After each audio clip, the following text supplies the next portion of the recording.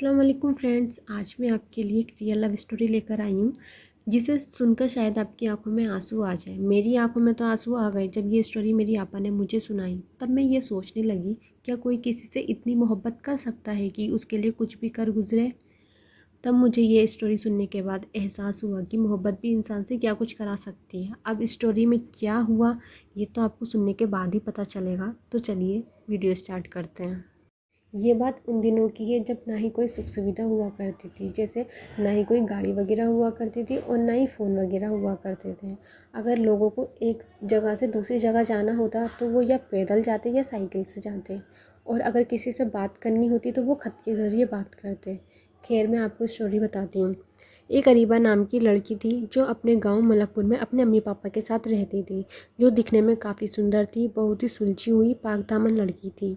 उसको मुबीन नाम के लड़के से सच्ची मोहब्बत थी। मुबीन उसके गांव से दूर गांव नूरपुर में रहता था, लेकिन उसकी पुलिस में जॉब थी जिसकी वजह से वह अरीबा के गांव के पास ही रहता था।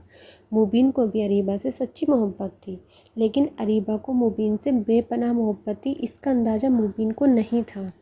खैर, अरीबा मुबीन को देखने के लिए अपने घर के दरवाजे पर खड़ी रहती और मुबीन भी उसको देखने के लिए उसके घर के चक्कर लगाता साइकिल से। मुबीन के पास साइकिल थी, वो हर जगह साइकिल से ही जाता था, और जब उसको अपने गांव जाना होता तो वह अपनी साइकिल पुलिस थाने में खड़ी करके जाता था। अरीबा मुबीन के लिए खाना बनाती और उसे मिट्टी के बर्तन में उसको पैक करती और मुबीन को चुपके से दिया करती थी। अरीबा ने अपने घर की दीवार पर एक सुराख बना रखा था जिससे उसको चुपके से सामान आसानी से दे सके, और बाद में उस सुराख को बंद कर देती जिससे घर में किसी को पता ना चले। अरीबा और मुबीन भी एक दूसरे से चुपके से मिलते और मुबीन अरीबा को साइकिल पर बैठाकर सब जगह घुमाता। दोनों एक दूसरे से इतनी मोहब्बत करते जिसकी कोई हद नहीं थी।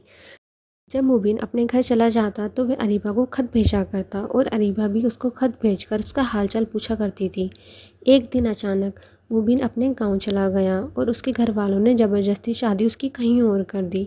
मुबीन बहुत धाड़े मार मार कर रोया, लेकिन कुछ समय बाद उसको सब्र आ गया और वो पापा बनने वाला था, जिससे वो बहुत खुश रहने लगा। 6 महीने बीतने के बाद उसके पास अरीबा का खत आया। उस खत में लिखा था, मुबीन कब आओगे मिलने, बहुत दिन हो गए हैं तुमसे, तुम्हें देखा नहीं है, बहुत याद आती है तुम्हारी, प्लीज़ जल्दी मिलने आ जाओ। ये खत पढ़कर मुबीन ने अरीबा को खत भेजा कि अरीबा मुझे माफ़ कर दो, मैं नहीं आ सकूँगा, मेरी शादी हो गई है, तुम प्लीज़ अपना ख्याल रखना, अब मेरा इंतज़ार मत करना, हो सके तो मुझे माफ़ कर देना। ये खत पढ़कर अरीबा ज़ोर ज़ोर से रोने लगी। उसे ये सब बर्दाश्त नहीं हुआ, वो अपने मुबीन के बिना नहीं रह सकती थी, तो उसने जहरीली दवा खा के अपनी जान दे दी। अरीबा इस दुनिया से चली गई। अरीबा के घर वालों को जब उसके और मुबीन के बारे में पता चला तो अरीबा के पापा अरीबा ने जो लास्ट खत लिखा था मुबीन के लिए, और उसके स्वेटर जो बना रखी थी और चप्पल मुड़वा रखी थी, ये सारी चीज़ें लेकर उसके पापा मुबीन के पास चले गए। जब मुबीन से मिले तो उन्होंने सारी चीज़ें मुबीन को दी जो अरीबा ने उसके लिए बना रखी थी, और वो आखिरी बार लिखा हुआ खत भी दिया। उसने खत में लिखा था, मुबीन मैं तुमसे बेपनाह मोहब्बत करती हूँ, तुम्हारे बिना ज़िंदा रहने का कभी सोचा ही नहीं था।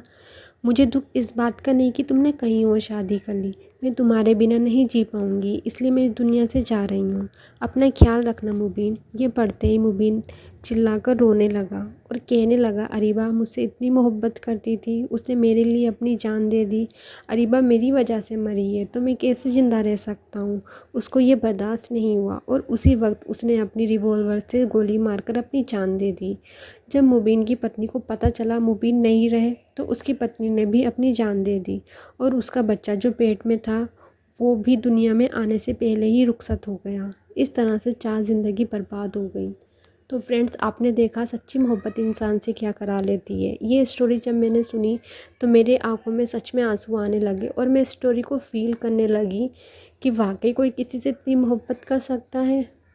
मुझे नहीं पता कि आपने इस स्टोरी से कितना फ़ील किया, लेकिन इस स्टोरी से मैंने बहुत ज़्यादा फ़ील किया, मेरे दिल को लग गई, और मुझे लगा कि शायद मुझे ये आपको स्टोरी सुनानी चाहिए, तो इसलिए मैंने स्टोरी आपको सुना दी।